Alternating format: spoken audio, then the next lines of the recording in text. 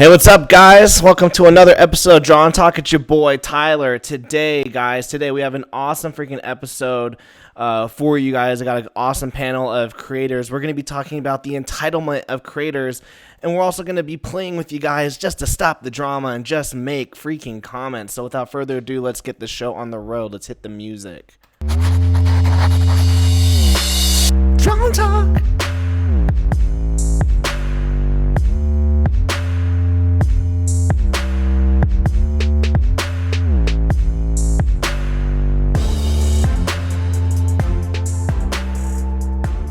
Guys, what's up? Welcome to another episode of Draw and Talk. It's your boy Tyler. Ferk Gang for life, people. Put that in the chat. Ferk Gang. We got that merch coming up soon.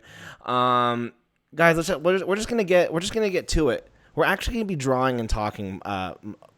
Everyone here. I wasn't planning on all of us drawing, but then Justin's like, I'm gonna draw, and so then I was like, I'm gonna draw, and then Brad's drawing, and then we got George Alexopoulos who's drawing. So we're all gonna be drawing. That's what we're gonna be doing, but we're also going to be talking, which is the point of the show, really. So let's just do a real quick introduction of everyone. Justin, go for it and introduce yourself. Justin Ori. Most people know me as a moderator on the Discord under Comics Juke Joint. I've been drawing for like a year now after watching Tyler's channel, and I'm getting closer to getting my first book out, hopefully. No timetable because I'm not trying to rush it, but I'm also not trying to be like taking forever on it. But I want to make it as good as I can possibly do for a first book. That's awesome, guys. Go! If you're not part of our Discord, definitely join it because that's where we're posting all of our art. We're making some awesome connections. Then we got Brad here. Brad, go for it. The floor is yours. Pencil for Life, creator of Handyman, which I'm working on right now, and I just run my own channel a couple days a week, and you see me around all the time. Boom. Guys. So it's Pencil for Life. Everyone loves his art. Everyone loves his art across YouTube, except for a select few people. But yeah. And then we got George Alexopoulos here, creator of the Mary Sue. How you doing, George? I'm very good. How about you guys? We're good. George here is very George. What I love about watching your channel, the Podlamatic, I like. You're so calm. You're like the new voice of reason. It's so weird when people say that. I love that. That's the perception. You guys got to hear me during an Overwatch game, though. I'm a freaking idiot. I'm a freaking monster. That's awesome. Well, guys. I like being a nice guy, George, though. It's nice. Well, everyone, we're so glad to have all these creators on. We're hopefully we have Matt come on. We sent him the link. He's the fourth person, but if not, no worries. We have an awesome lineup. So we're going to be talking about the entitlement of creators.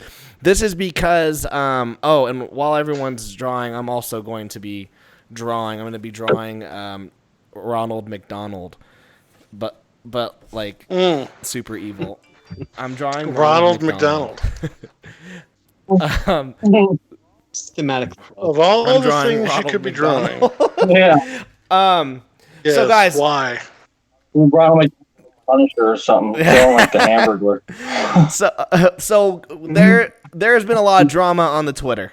Every day What? we see freaking drama. And Justin messages me every single day. He's like, I'm out.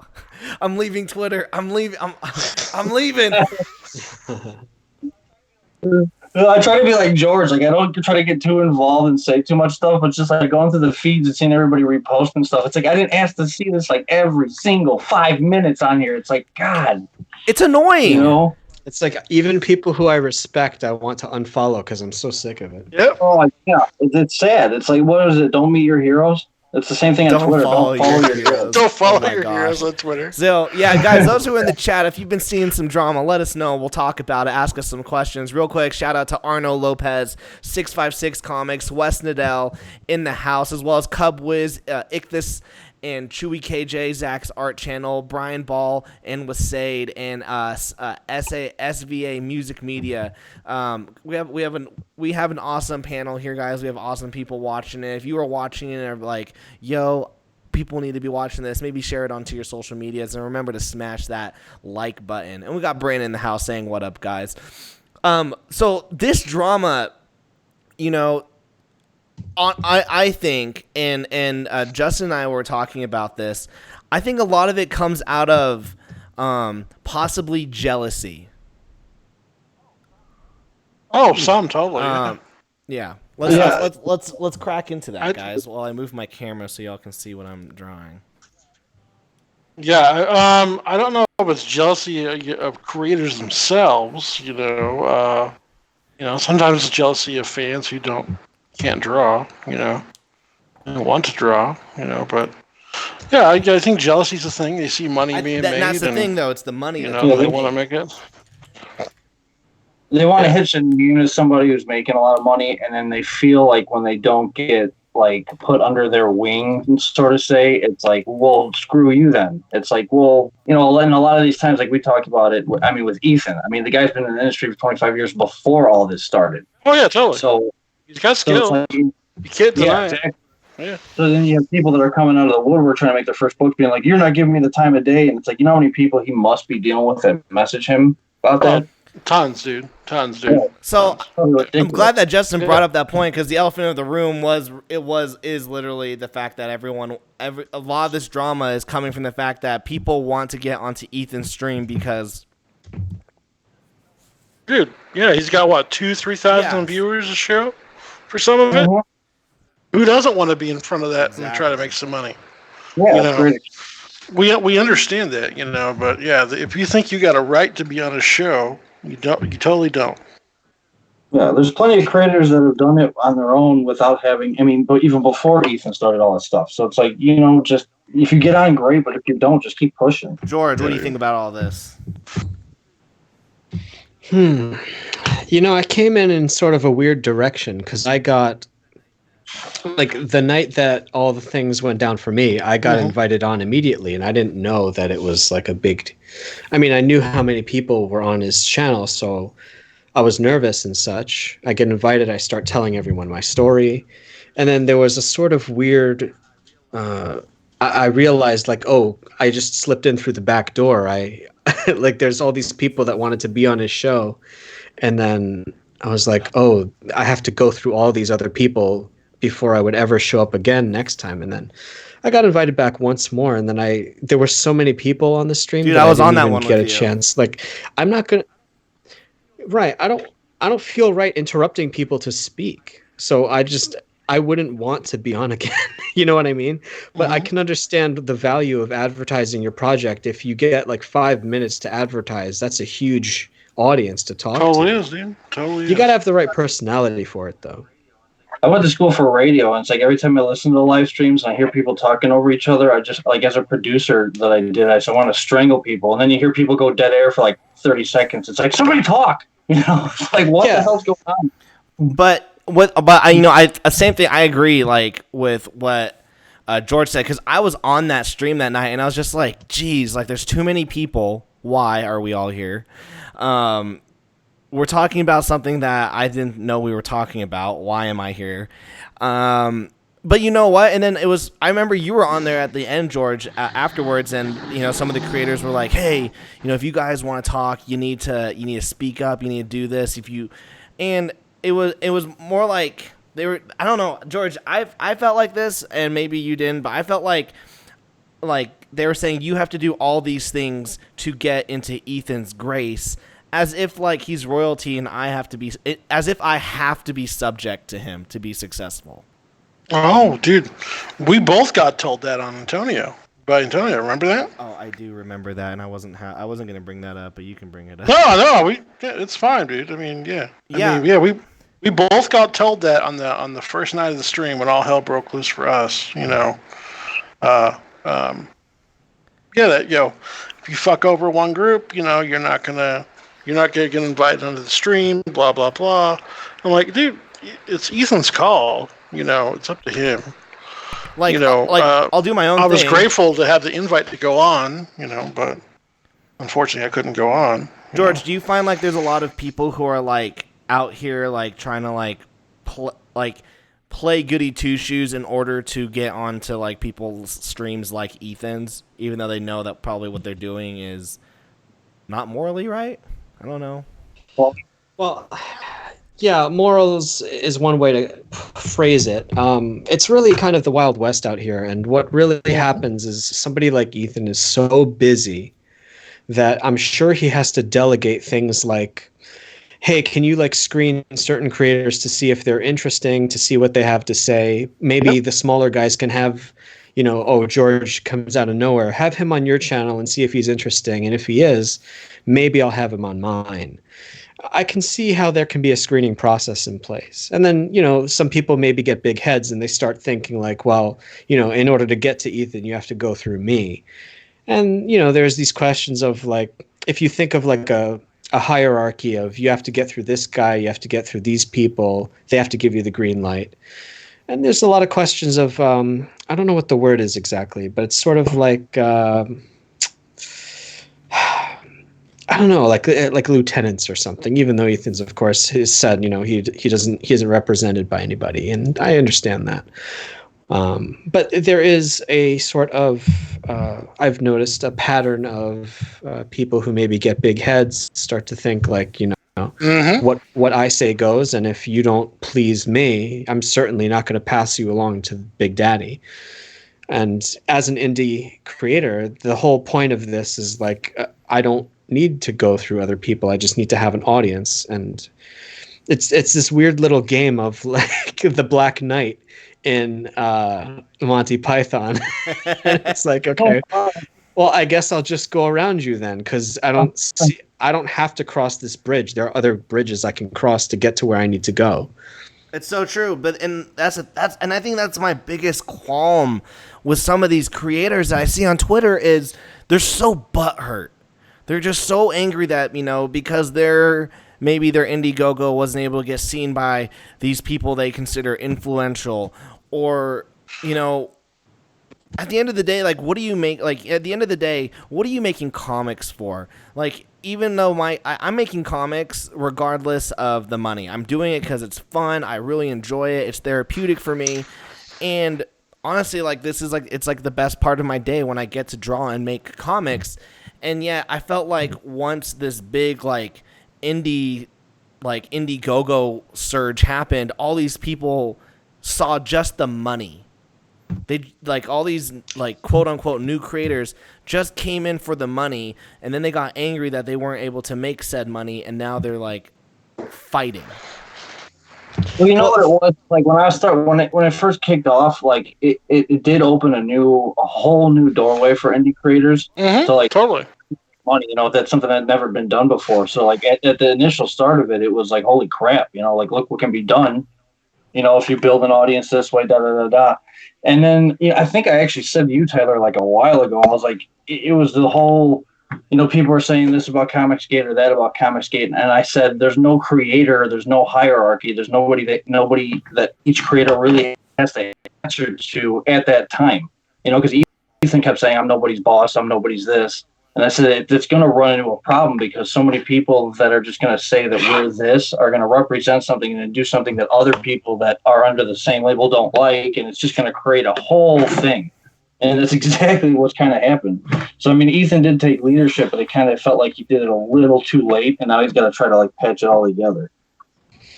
Well, it's a lot of people fighting over a relatively small pie. I think it was Edwin Boyette who talked about, like, there's only a few thousand people, the same few thousand people buying all these books. And what we're really doing is kind of trying to fit as many people onto this lifeboat as possible. And the more creators we invite, the less room there is to take a little piece of that pie. Like, and of course, all of our books, because we're printing in such small runs, are pretty expensive. So let's say you got, Joe Schmo, he only has $100 a month to spend on comics, and my comic is $25.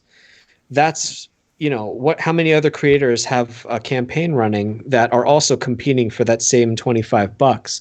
The more people we invite into our circle, let's say, without authorization, the higher the chances that Joe Schmo isn't going to buy my book. He won't be able to afford it. There's a lot of money to be made, but also there's a lot of power and influence to be had by controlling who gets to jump on the lifeboat. And I don't like that indie comics is like this, but this is actually the Wild West. It's kind of, if it wasn't the publishing world, which I've been in, that's also another kind of, you have to get on the good graces of editors to get your foot in the door. Yep. In this case, you have to get your foot in the door with customer groups or lots of loose customers who aren't affiliated, but you have to at least make yourself known to them. And there are clusters of, let's say, water coolers or lunch tables, I've called them, where lots of people gather to say, oh, what's the new indie book of this month? What are the new books I want to check out? Yep. You want to make sure your book is mentioned in that list. And if it's not, is it because you pissed someone off or your book isn't good enough? It could be any number of Unfortunately, hired the wrong editor for some text on your campaign page. Oh, my stars. But it's true. I mean, or someone who had a beef with someone. Not But the wrong editor. It's true. This is literally the wild. This is the Wild West. Real quick, what's up, Sean Davis? What's up, Family Mania? What's up, Iris? How you doing? We got Stuffed Animal Clubhouse Caesar saying, "I love watching you draw and talk." Well, hey, I like that you're here. Thank you for being here.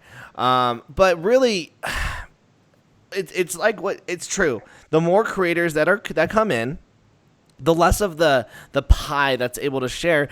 That's why it's important for us to build our own bases, to meet new readers, to meet new content creators, and to find them in the most unlikely of places. Last week's live stream, I had Matt Knowles and Steph Cannon come in. They do steampunk.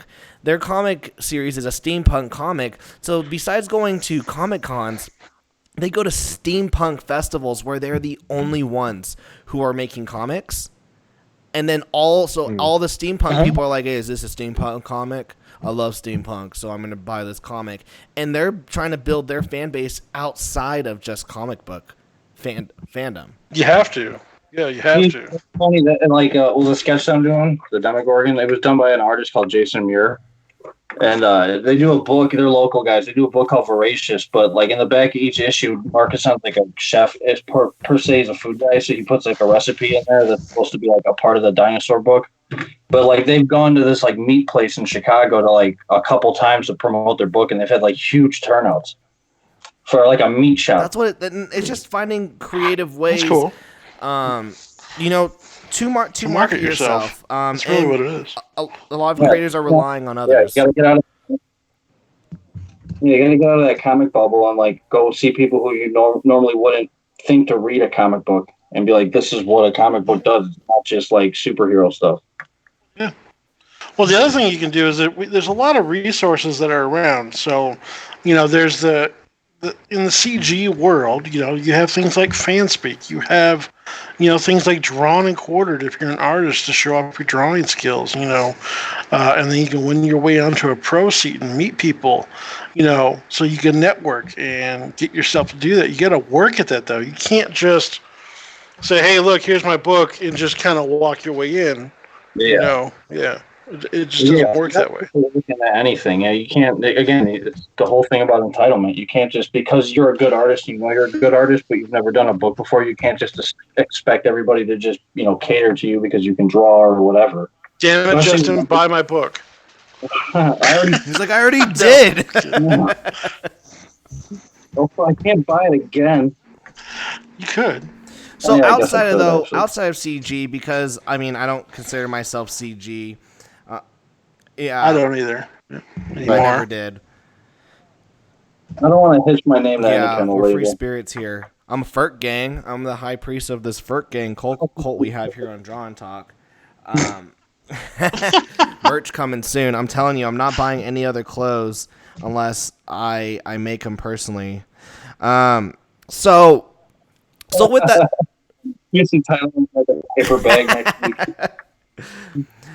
So what can be done? Because I see just so much Twitter fight. I see so much Twitter fighting. I see so many creators just people like upset. Like, George, do we just have to, like, do we just need people to say, hey, we need a white flag? Or is drama part of this? Are people wanting drama?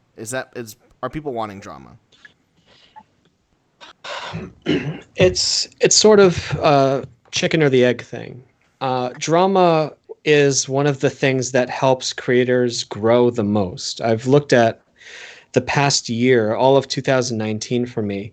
The biggest explosions of growth I've had to my Twitter, let's say, and my YouTube, whatever, is when I'm engaged in some kind of quarrel with a group of people or another person. So it's very possible that there are groups of people or individuals who know that conflict sells books and gets people's interest. Oh, there's a fight going on. Maybe I'm going to check it out. As opposed to, there's this really good book and I might want to read it. So there might be, for instance, let's say I get into a fight with Brad, right? And then some people say like, oh, I like Brad. I'm going to support Brad in this argument by buying his book and making it do better than George's. And I'm going to tell all my people. I'm going to tell all my readers, yeah, if you're on the George army, you're going to pay for my book and support me. Let's show Brad what's up, Yeah. And maybe the audience is now, by this point, had been conditioned to it. But I think if you just kind of put your hand to the pulse these days, most people, especially when I talk to them on my show, even offline, we just talk, back and forth. I think most people are getting really, really sick of the arguments because they're not new arguments. These are about fights that happened 2+ years ago. And they're still arguing about the same thing. And it's like, I don't think this is just a boomer thing. This is just like, I'm not an interesting person, so I have to stick to this one fight that keeps happening. I have nothing new to talk about, so I'm only going to talk about this one thing. That's what I was talking about Tyler about. I was like, it's like I'm seeing the same argument every day, every 5 seconds. It's like, Jesus, could you just move on at this point? Yeah, I don't watch the same TV show every day. No, it's annoying. It's just like, can you be an adult and just move forward and move on? It's like we all heard you 50 times. It just hurts your cause, actually, when you keep bitching about the same thing. I mean, it was fresh for me when I first came in. And there were certain, things being talked about, like Star Wars, for example. And everybody was pooping all over The Last Jedi. And it was really funny for a while. And then they just kept talking about The Last Jedi. They kept talking about, making fun of certain people. I'm like, okay, the movie came out 2 years ago. Are we done? Never Can we done, talk about another George, movie? for Star Wars. It can never be done. I'm a huge fan of it all, but it's like, I don't know. Maybe I just wasn't that big of a fan. You're a fake fan. No, but it's true. And we were talking about this kind of, George, in our DMs. Don't no one screenshot those. Too late. Gotta have receipts. But you said that was good though, so we gotta expose you, and then you'll get like 30 new.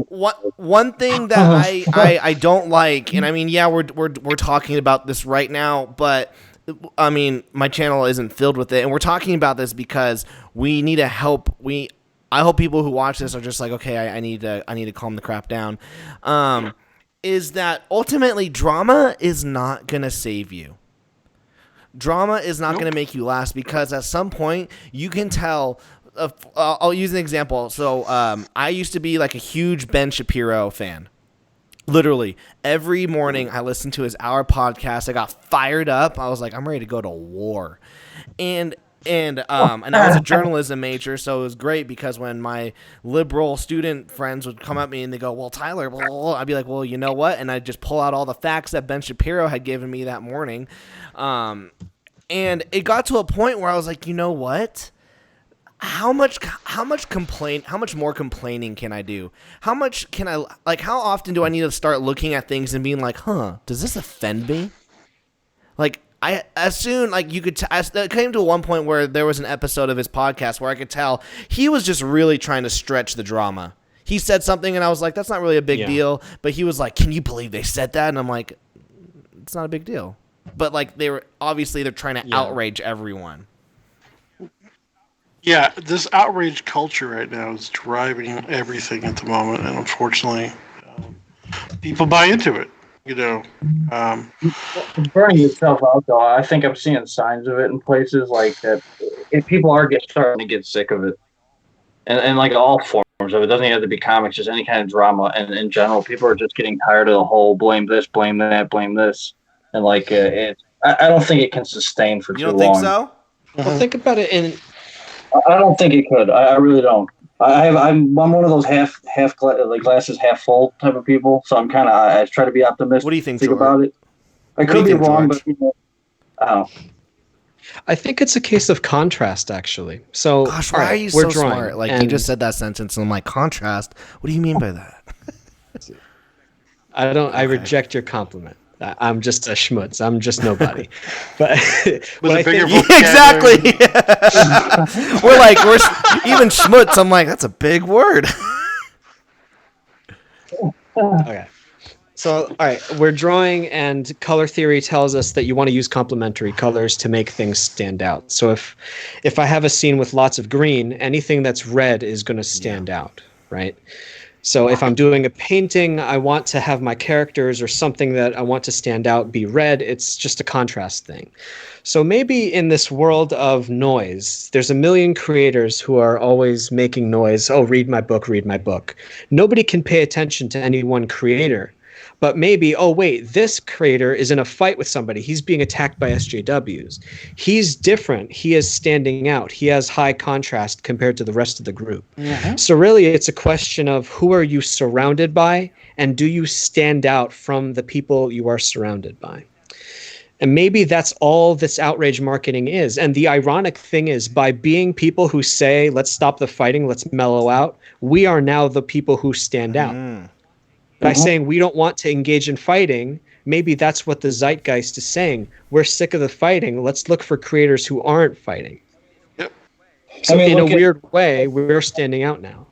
We talk about them all the time, but like Sean Gordon Murphy or Brian Hill, I mean, you look at those guys compose themselves on Twitter, and it's like that's how professionals handle themselves. You know, like they can take criticism without being man-child and like freaking out. Don't hurt me. Would you call me? Would you call me?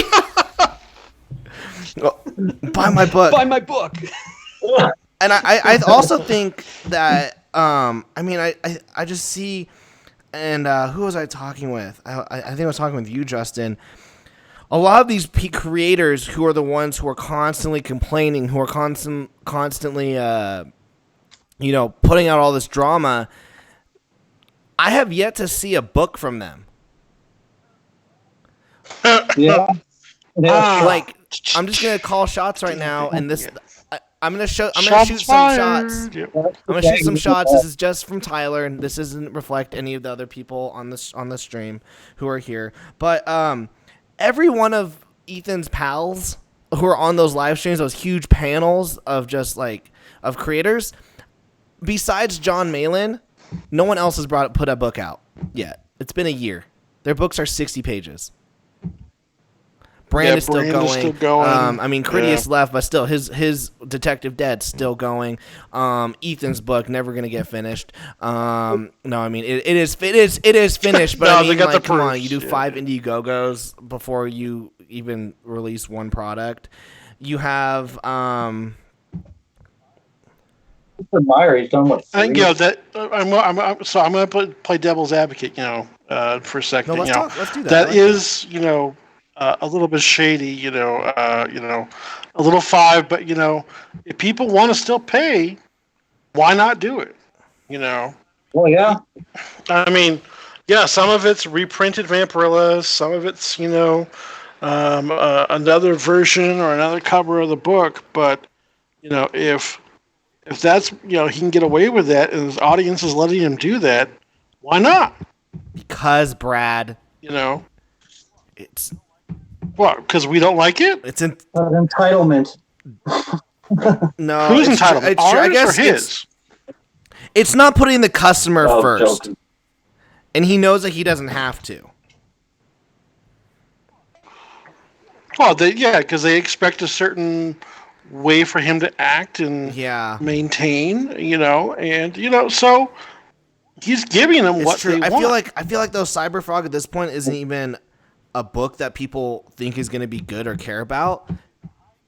Oh, dude, the hype is going to be the hype better live up. Yeah, because the hype is going to be an issue. Yeah. Yeah, that's the problem already. It could be a good book, but the hype is so gone on for so long that it might ruin it.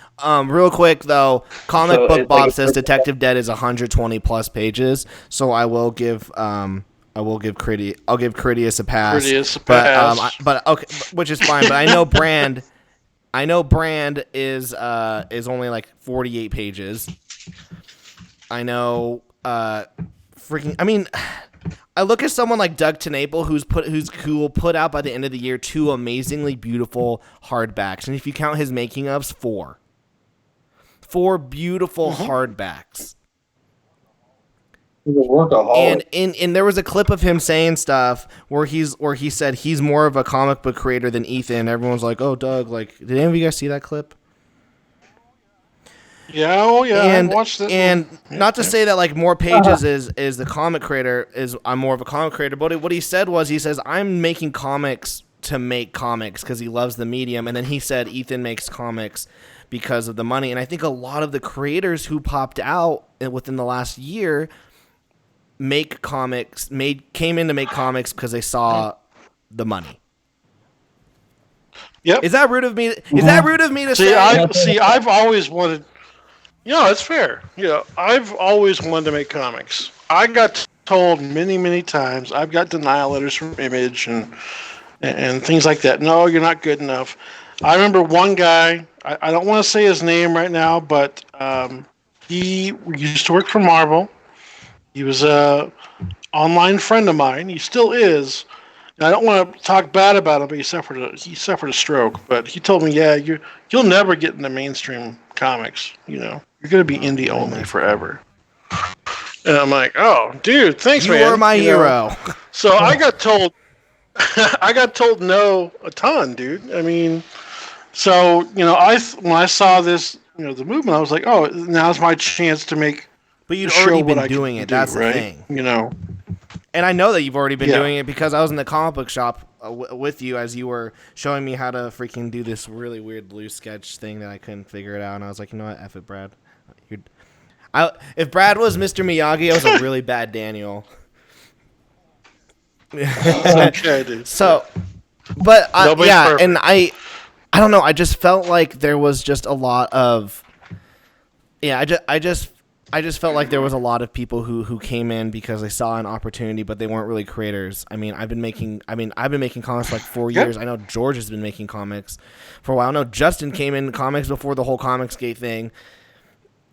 Ugh. I don't know. I felt like the medium was kind of poisoned with these people who only see it for the money. But I might be wrong. George, you're silent. I need to hear your voice of wisdom. It's okay. I'm just listening.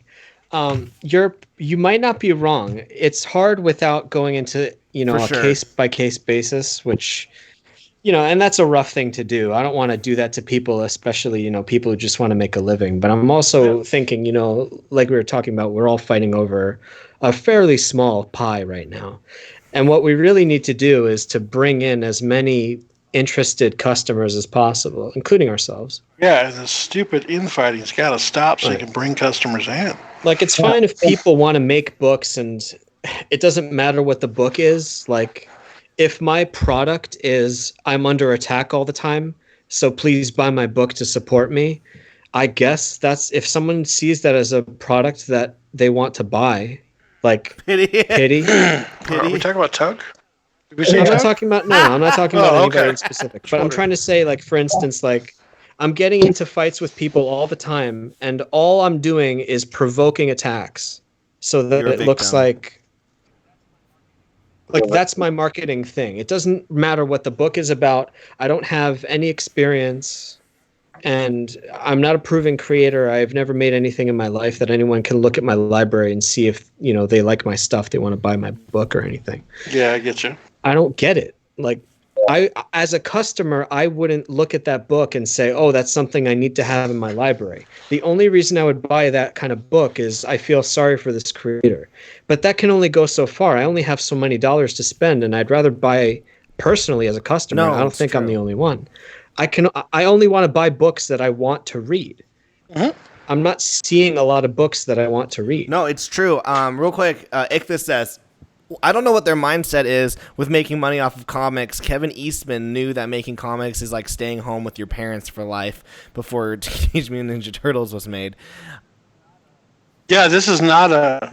If you're doing this to make money, good luck. There was a Yeah. comic book creator in one of the groups that I follow, and he made an Indiegogo campaign that was a parody of Comicsgate. So his whole basis of making this book was to gather around tons so that he could get the anti-Comicsgaters to back his book because of just their hatred of Comicsgate.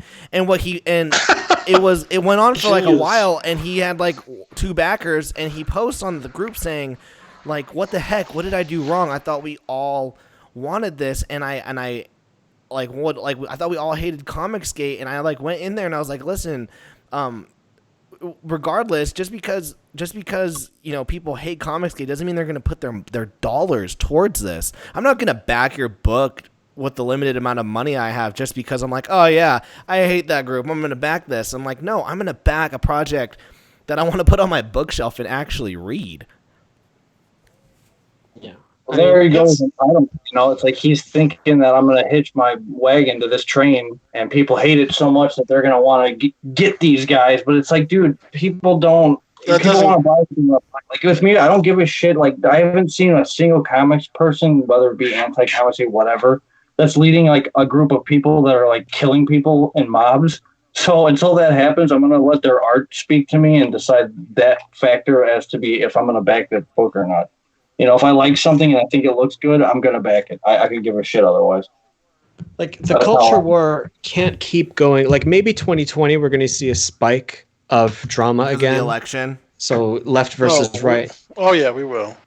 And all right, so a chaotic situation in terms of history, Shit, right? George, what are you bringing up let's on say, this? Like, I'm sorry, man. I read a lot of tinfoil hat books and podcasts. we bring George in here to Hardcore sound history, to though, sound is it? educated. No, you're awesome. I love it. All right. Well, in terms of, all right, so I love this podcast, Hardcore History, and they talk about this kind of thing all the time. If you're trying to storm a gate, let's say, and it's really, really well fortified, and there's no way in through the back or the front or anything like that, sometimes maybe you can engineer a really chaotic situation in which nobody will be paying attention, and you can just slip in. What? So- You mean like my Overwatch game today? Oh, totally. Right. You and I play Overwatch, Oh, yeah. I love Sombra, for example, and I only strike when my team is striking. You can't strike when you're alone because you only have 200 HP. I'll tell So the when rest of my teammates. But yeah, like if let's say George can't break into the industry through ordinary means, perhaps I'll use extraordinary means, like let's say a consumer Indie movement. revival? Right, where everyone's equal and only the strongest book survives. So I'm going to put all of my strength and resources into making the best book I possibly can. And maybe it'll work this time. I don't see, like, that doesn't seem dishonorable to me. But if I'm engineering situations where I can keep climbing by shutting other people down and cutting them down, I don't see that as a professional move. Like, at the end of the day, you have to speak through your work. Words are pretty cheap at the end of the day, at least as far as I'm concerned as a consumer. Your art needs to speak for you. Yeah. Art, the story, the whole medium does. Yeah, the whole product that you're telling needs to. It's fun to do interviews and stuff. Like, I want to get to know my favorite creators as people. Oh, but at thank the end you, buddy. At the end of the day, I want to read their books, and maybe I'll ask about, like, what's your daily routine? How do you warm up when you draw? All that kind of stuff. Or what are your politics even? But it's like the work has to be the product, and then the things like YouTube channels are the secondary product to keep you it takes a long time to make a book, so maybe I'll do interviews, or maybe I have a daily vlog, and that's okay too. Yeah, I mean, anytime promotion. I mean, you're getting yourself out as a creator, but you're also getting yourself out there to promote your actual work. Yeah. So you got to do whatever you can to like get your name out there and make people more, more recognizable for who you are. Yeah. I mean, really, sorry. Oh no, the real struggle for any of us is that people need to remember our names. It's like the Donald Trump effect. Even if they remember his name for bad reasons, they think he's a bad guy. Oh, they know him inside and out. Yeah. What we don't know is the name of Gary Johnson. So we know who you wanted. We know who you wanted. Nobody cares president. Was it Gary Johnson? I've said this a million times. I voted for Gary Johnson in 2016 because I didn't like either Trump or Hillary. Yeah, but I didn't like either. But I knew he wasn't going to win, but I wanted to say I'm here to, but I'm not satisfied with either of these. But the point is like Gary Johnson didn't stand out in any way, and Trump stood out, and that's why his name was on everyone's lips at the time. I've been posting a lot about these books by Robert Greene, if anyone's ever heard of them, called 48 Laws of Power, for example, or I'm looking at my shelf here, Mastery. Anyway, he's written several series.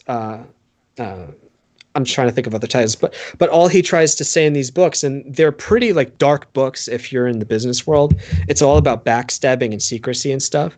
But I have been recommending everyone involved in indie comics read these books immediately because it tells you how to defend yourself against these backstabbings. Like the kinds of tactics that people will use, like for instance, setting up a scapegoat. Like let's say again, I'm fighting with Brad, right, in this hypothetical battle, and I have something dark that I want revealed about Brad, like he likes Final Fantasy 13, which is the ultimate crime. God, which part? All three of them? I hit all of them. I will have a scapegoat come forth with that information so that he takes the heat for me. All I care about is that information gets out there, but I don't want to get my hands dirty. So a book like The 48 Laws of Power will say, find a scapegoat and make them tell, oh, I heard Brad hates Final Fantasy 13. So now he's in the fight with this other guy, and I'm just watching the fight go on. I don't even have to get my hands dirty. So I've been reading these books recently, and I'm like, holy crap, this is happening all around the books, and they're executing them. Everyone needs to be aware of what's going on, because it's like you read these books and you could see the future. I know what half these people are going to do next just because they must have read these books. Well, what's happening next? Are we screwed? Well, without getting into specifics. Tyler, did you tweet about Brad screaming in babies' faces? Is comics going to die soon? Is that what you're going to tell us, George? There is probably going to be a recession soon. People are going to go back to their corners, I think. Yep. Well, because what happens is that the audience is now aware of the game. And really, because a lot of the stuff that's been coming to light these past few weeks is like, who's really a double agent? Who's been working with these other guys, but he's been pretending to be our friend, and he's been leaking our DMs. No one can trust anybody. So everyone's just going to go back to their teams, their small teams of who they think they can trust. There's going to be a kind of like, wait, so who's really on whose side? And no one wants to actually keep track of all these relationships. So we're all going to just go back to like, let's just go back to comics for now. And then in 2020, it's going to shake up. Jeez, again. Guys, the fact that any of this is happening, sides, operations, secrets, this is comic books.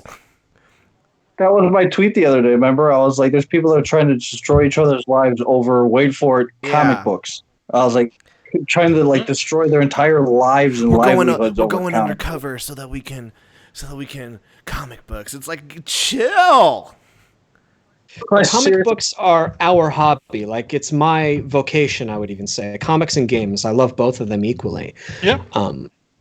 But for other people, like let's say Anita Sarkeesian, that's her canvas that she paints her hateful message on. She's just using gaming as a conduit to get her message out. That's true. She doesn't care about games. Mm-hmm. These people like infiltrating comics and indie comics and all that stuff, they don't actually care about comics.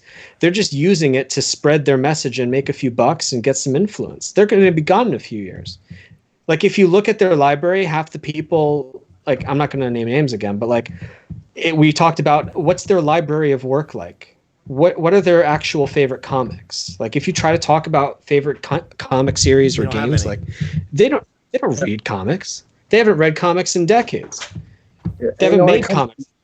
It comes through, especially with the work, because you see artists that have passion for what they're doing, and it comes straight out of the pages at you, and you could feel it. And then when you see some of the stuff that's coming in there that's just trying to put a message out, people see through that. At least smart people do, or normal people.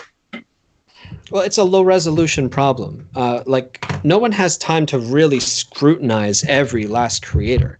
Maybe we have a few minutes at a time to spend on, a live stream, listen to, who's fighting who. But I'd rather be playing a video game than listening to a podcast about who's fighting who.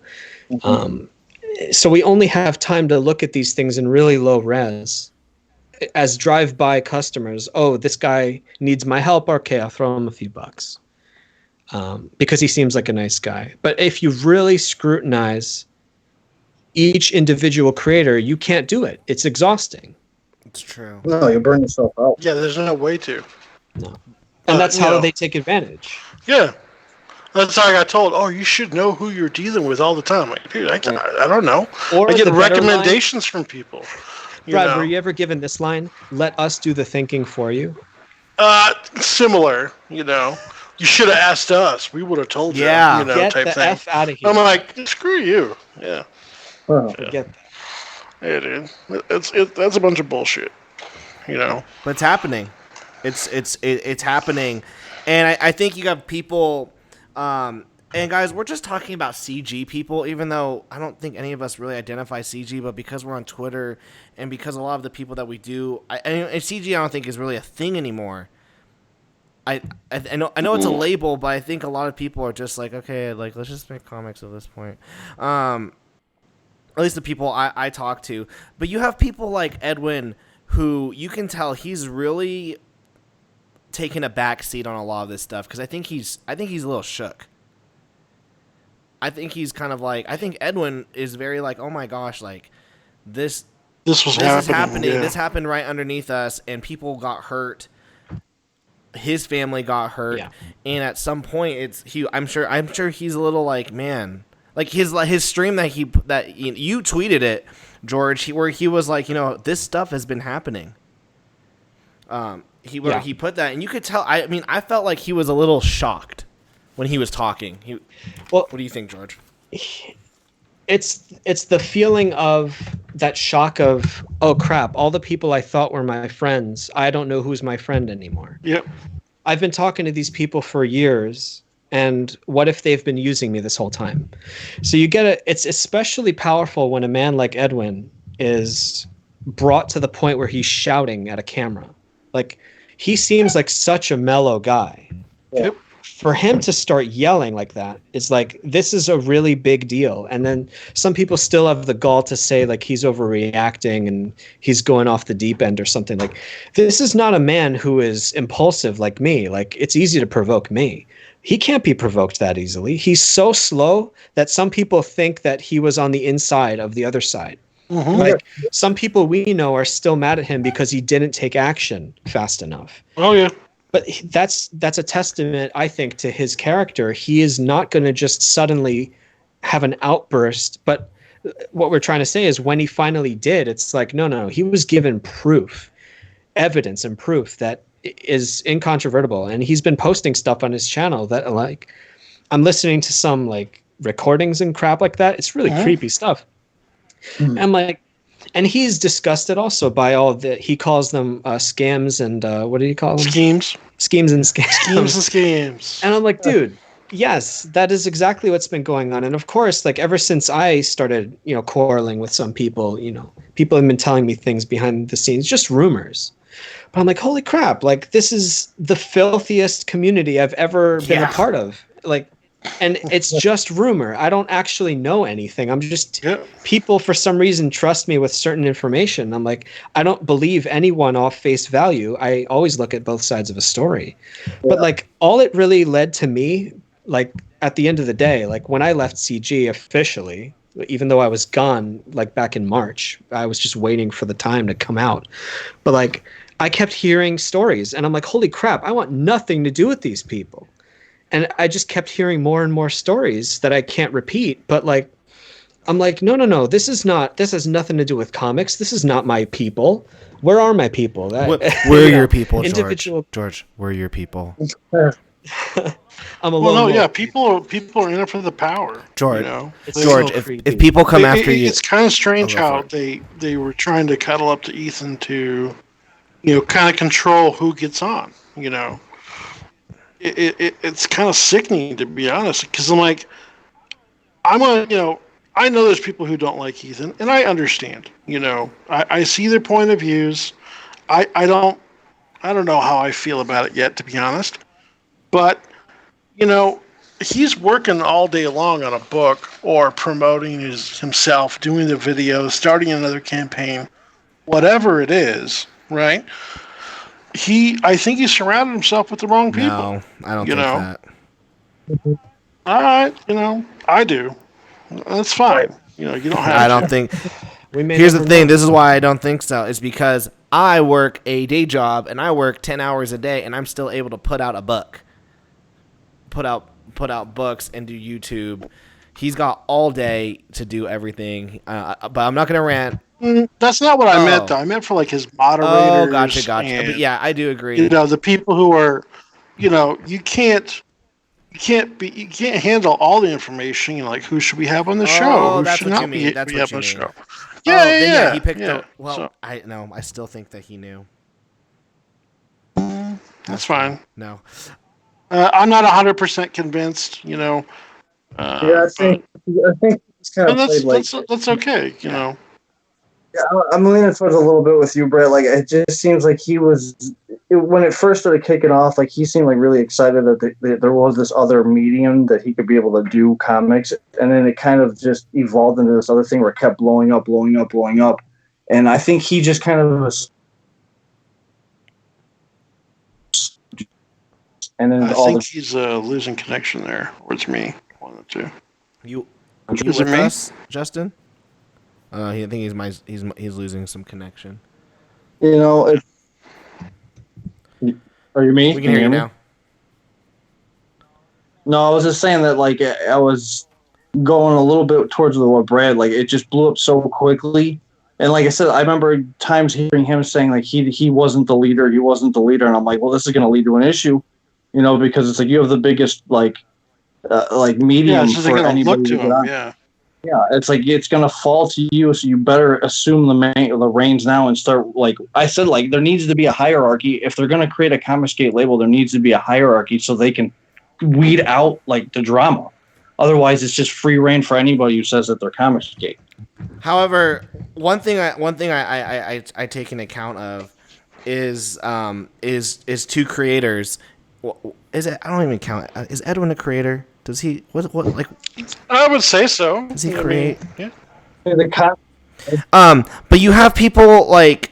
So you have like Edwin. I mean Edwin has not been on Ethan's stream in a while, and I think he's shook. I think he knows some things that, and I think he's just realized, wow, like this game of indie comics was a lot dirtier than what I thought, and he hasn't been on like Ethan's stream or anything. You have people like Doug Tenaple, like he's clearly pissed off. There was clearly beef. Oh yeah. But I will say this, George, if anyone goes after you, and Brad and Justin, the FERC gang is behind you guys. We have your back. If you guys go to war, we're going to war. I'm not going. But to war if with you go anybody. to war, Brad, I'm here for you. Okay. Thanks, I've buddy. been pretty good with like anytime there's like Twitter beef. Not even the ones that I say something. I always try to keep it like in the pocket. Don't let your emotions dictate what you're gonna say. Yeah. One thing I will say, actually, on that note, as grateful as I will be if you guys come to my help or whatever like that, I also would trust you guys and hope that you guys call me out when I'm tripping. Oh hell yeah! I'd be basically. like, George, Oh, calm yeah. down. I certainly like I all the time, my wife tells me this all the time. Like I need to learn to not be so hot headed, and I need to, Dang, Don't Brad, worry. you gotta Like- play Overwatch with George so that we can hear his wife say, no, "Chill." no, no, it's not like that. But like, You gotta have like close friends that can keep you grounded. Don't let you get too big of a right. head. Like I could easily be the kind of person who like says things I shouldn't say, or I can hurt someone's feelings for no reason just because I'm mad at them, or any number of reasons. Like I think I we don't all want. could. Well, what happens is they say power corrupts, and absolute power corrupts absolutely, right? Oh yeah, totally So true. the more big a person gets, and I'm sure you can see this in any number of kings and CEOs and all that stuff. When you're surrounded by yes men and people who just want to get on your good side, what's probably going to happen is like you're not going to want to hear, like the George Lucas effect with the prequels. No one had the guts to tell him these stories suck. You need to stop, and we need to step back and re-look at these stories again. No one told him apparently that the prequels sucked. No one had the guts. Yeah, because George Lucas, he's probably scared to get fired. Right, but like what Lucas needed more than anything is someone like I forget his name. He was the producer on the original trilogy, or the first two. No, it's I have his face in my head, but he was one of the producers, the key guys on both New Hope and Empire. But anyway, he was the guy, along with Lucas's wife on the first movie, who did editing. Like they were telling him, like your ideas you're going way too far with this. We need to edit here. We need to change this. We need to change that. And anytime you get a group of people and a hierarchy showing up, it seems impossible. It seems inevitable that eventually you're going to get people who just want to climb and will puff up someone who just wants to feel like, Dude, my last job, Or Caesar. my last job, the chief of marketing, the worst marketing guy, like in 2018. Well, and Oh, is this at the health food yeah, place? and I was Okay. like, and I remember we were in a meeting, and he's like, okay, this is my idea, and everyone was there to climb the corporate ladder, and they're like, that's a great idea, and I was like, I think that's a really bad idea. I was like, this is a really bad idea. It's not going to be fruitful at all. And I got talking from my boss, who was like, hey, listen, I need you to get on board with what he said, because what he says, and I'm like, but it's a bad idea. He goes, yeah, well, that's what he wants to do. And then when our competitor's site crashed because they were making so many sales, he comes up to us and goes, how come our site isn't, how come we're not doing so well, Tyler? He comes, why aren't we doing so well? And I'm like, because your idea sucks. I told you, it's not good. And then he was like, no, this is your fault. And then everyone looked at me, and I looked at my boss like, hey, I told you it was a bad idea. And he was like, hey, look, I'll talk with Tyler and he'll fix things. And then I quit 2 weeks later. my man, that's straight out of that book I told you about, the 48 Laws of Power. Like, exactly, create a fall guy. That was exactly a power play. They were setting you up the whole time. Pissed. Like, That's why even if you call the bullshit, they're going to be like, you have to go along with it. yeah. And I always say, executives don't fire themselves. It's always the guys below them that get fired or take the fall. How many times do you see that happening around, where it's like, no, it was this other guy beneath me. It wasn't me. Dude, I didn't. I did a book report on, the Filter song, Hey Man, Nice Shot? Yeah. It's based off a real event. It's a Pennsylvania governor or something like that in Pennsylvania. I think it was in the mid 80s. Bud Dwyer. He was a fall guy for this huge scam that went on, and he was involved, but he wasn't really he shouldn't have taken all the blame. And literally on live television, he pulled a gun out and shot himself. Jeez. On live TV. So that's what the song. Oh, I was, but saw it's that the same clip. thing. It's just yeah, it's crazy. But yeah, the Filter song is based off of that. Or even that Epstein case. Oh my gosh, yeah. Right? Yeah, Talk about a fall guy. He killed himself, right? But he's obviously protecting people by doing that. Or he was assassinated, whatever. But he is. Someone was stupid enough to think that we would just like assume it was a suicide. Yeah, we've seen 24. Yeah. We've seen House of Cards. Convenience the cameras don't work. Yeah. Yeah, the camera goes out when the guards are on the shift break and they just happen to not be looking. Come on. You know? We're not stupid. It's just, he was already on I'd watch. Hey, that you know what though? But yeah, Epstein might be what unifies this country. His death, because everyone's like, because both political parties are not okay with pedophilia and rape. I still see some. So it takes a pedophile to unite Yes, the country? Brad. That's what it takes. Oh my god. Welcome to 2019. That's the sacrifice that we have to make is that. That's how irrational. Let our pedophiles commit suicide so we can have a unified country. Yeah. All right. But you know, it's true what you said, George, with the whole this whole power situation, and I mean the fact that we're seeing it in comics, especially indie comics, kind of scares me, because when I first started doing this, I mean, it was I didn't even know that such drama could happen within comics. Like when I was first going to cons and selling my books and meeting up with people, it was just like, you make comics too, this is great, blah blah. And now it's like whose side are you on? Like I pick now who I want to associate with in fear of what could happen.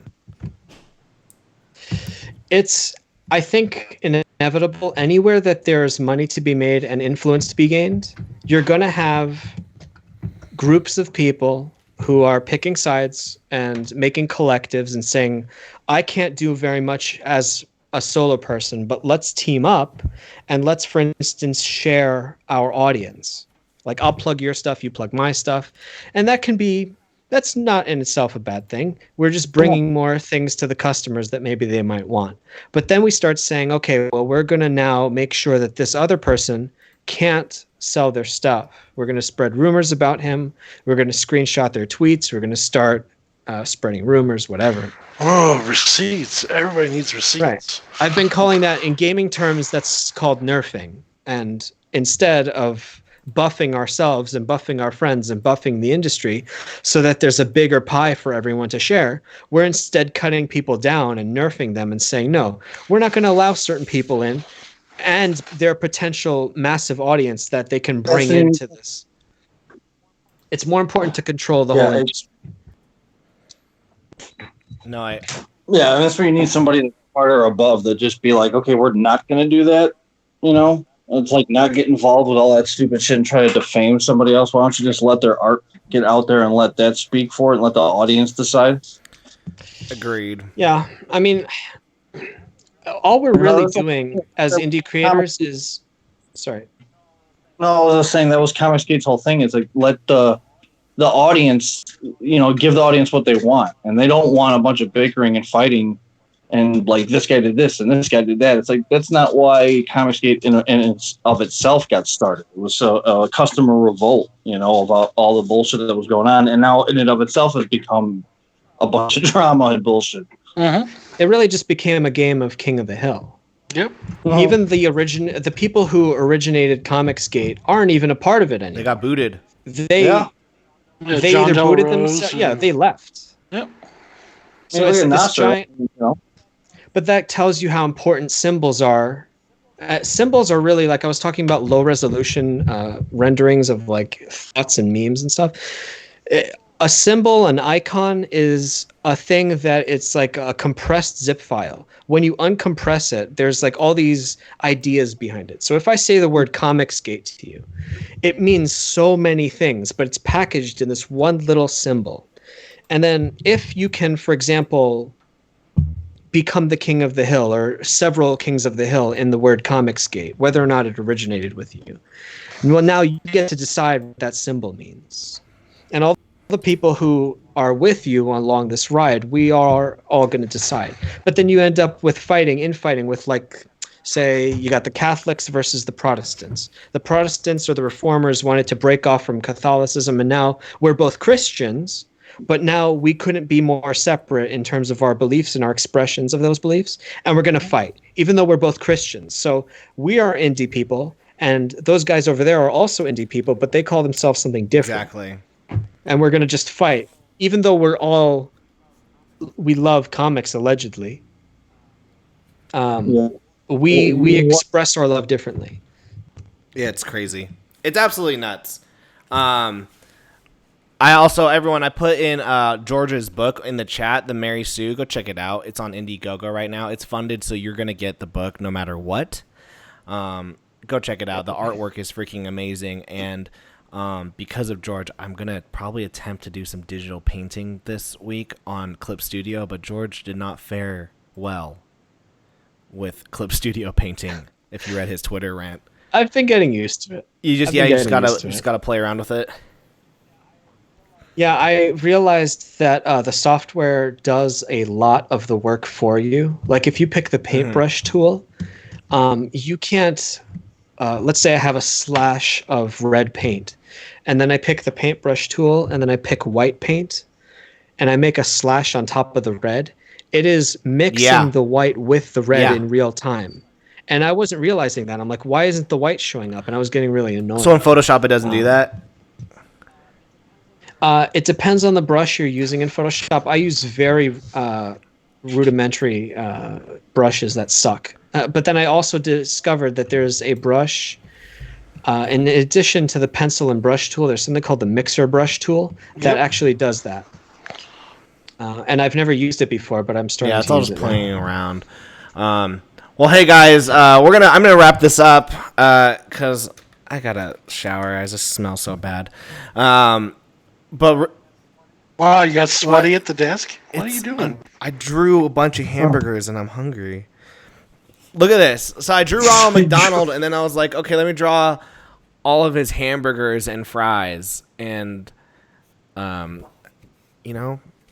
You see it? Oh, here. There's all the hamburgers. Just a pile of hamburgers and Ronald McDonald. So, and then we got freaking Brad just killing it with the gouch. Gouache? Gouch? You're digging that. Gouache? You're digging the gouache.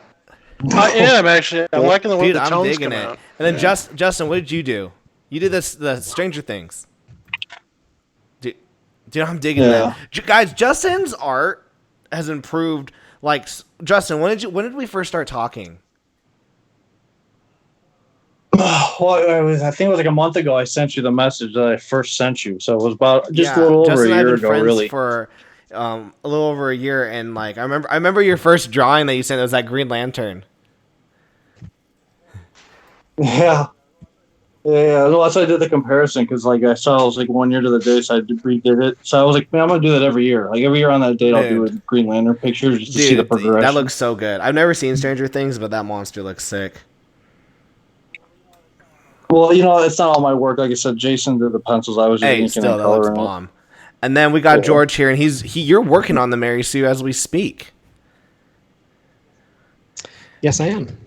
This is one of the pages. I won't say which page for spoilers, but yeah, I did a pencil layer, and now I'm doing it's called flats, and then that's the painting layer. How long does it take you to do a page, like a page like this? 8 to 16 hours.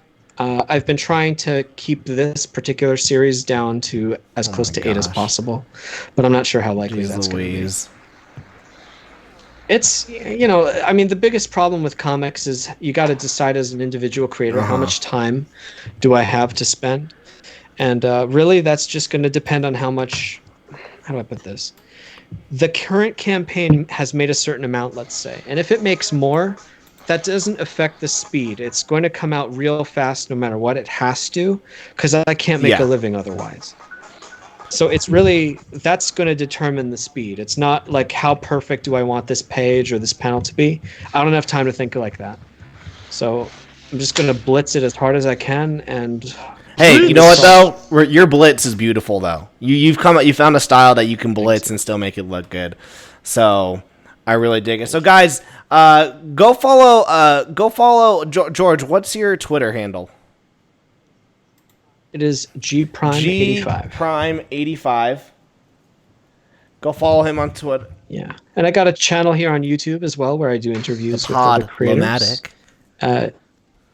Podlomatic, yep. It's just my name, George Alexopoulos. The link is in my Twitter. And then Justin, where can people find you on Twitter? Oh God, that's a good question. I've been trying to get all my names under the same things. There's so many. I wanted to say with the comic, it's comics. No, it's on YouTube. I think it's just my name. If you just search my name, Justin Ori, you'll find me. I forgot what I have it under, but I'm going to switch it over to comics. And then we got Brad here. Brad, Pencil for freaking life. It's just Pencil for life, guys. But we are. Yep. It's Pencil for life, and remember, guys. And then we're here. We're here at Draw and Talk. If you're new to the channel, smash that subscribe button, smash that like button, and be part of the FERC gang. The FERC gang. Be part of our FERC kingdom. We'll announce high priests later. Oh my God! Don't call yourself Caesar, okay? I'm trying to. I'm Caesar. FERC Caesar. FERC Caesar. King. No, we got, guys, the FERC gang, we're just here trying to make comics. We're trying to have a fun time, and we just love art, and we just love having a good time. Arnold Lopez in the chat saying FERC gang for life. Exactly. FERC gang for life. And then also on the bottom of the screen, Demons Volume 3, 132-page graphic novel. It's going to be coming out on Indiegogo September 15th. Get ready for that as well. Arnold Lopez says FERC heaven. Yeah, man, if you live a righteous life and accept Christ in your heart, you'll go to FERC heaven. All right, guys. Thank you so much for watching. I don't know if I'm going to do another live stream this week, but if not, I'll have a pre-recorded video. Trying to figure out, guys, what to do with this baby, how I'm going to make time to do all this. But I have any time. That's what it is. My wife is the best, and she was like, yeah, you go do this. So she's awesome. So if she had a YouTube channel, we'd be like, subscribe to Ren. So all right, guys, peace out. You guys have a good night.